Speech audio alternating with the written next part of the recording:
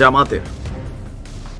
এই মুহূর্তে বিএনপির প্রত্যেকটি কর্মী, তারা আমার ধারণা যে হাতে গোনা হয়তো 2-4 জন বাদ যেতে পারে, তারা ডক্টর মোহাম্মদ ইউনূসকে মনে মনে প্রতিদিন এত এত ভালোবাসা নিয়ে দোয়া করেন বা ভালোবাসামূলক শব্দ বলেন, যেগুলো আমরা হয়তো বলতে পারি না।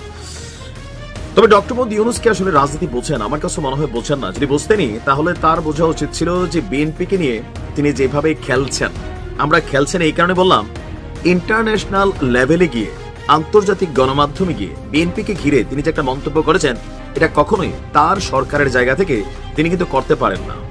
তিনি বলছিলেন যে একটি দলই শুধু নির্বাচন চায়, কিন্তু তার এই বক্তব্যকে মিথ্যা প্রমাণিত করেছে 12 দলীয় জোট।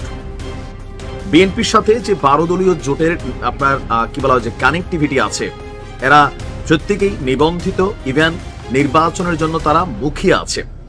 এই দলগুলো আজকে একটা বিবৃতি দিয়েছে, আর ওই বিবৃতির পর বিএনপি বলছে শুধুমাত্র একটি লোক ডিসেম্বরে নির্বাচন চায় না, সেটা হচ্ছে ডক্টর ইউনূস। পাল্টাপাল্টি অবস্থানে মান সম্মান আসলে কার যাচ্ছে, সেটাই হচ্ছে বড় কথা। ডক্টর ইউনূসকে এক ধরনের মিথ্যাবাদী হিসেবেই প্রমাণিত করার চেষ্টা করা হয়ে গেছে। ইভেন এই বক্তব্য যখন সামনে আসছে, তার মানে ডক্টর মোহাম্মদ ইউনূসের কাছে হয়তো তথ্যগত ঘাটতি ছিল, অথবা তিনি সজ্ঞানে উদ্দেশ্য প্রণোদিতভাবেই এই মিথ্যাটা বলেছেন। এখন আমরা কেন মিথ্যা বললাম?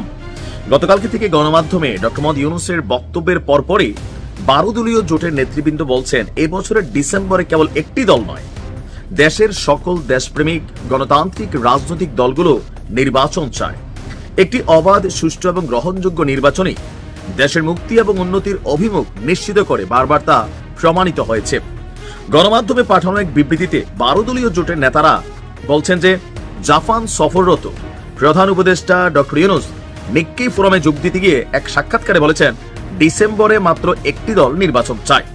এই বক্তব্যের প্রতিবাদ জানিয়ে 12 দলীয় জোট নেতৃবৃন্দ বলেন, এক কথায় নিরেট মিথ্যাচার করেছেন নোবেল বিজয়ী অধ্যাপক ইউনূস। কেবল একটি দলই নয়, দেশের সকল গণতন্ত্রীপন্থী দলগুলো স্পষ্টভাবে গত 9 মাস ধরে ডিসেম্বরে নির্বাচন আয়োজনের কথা বলে এসেছে।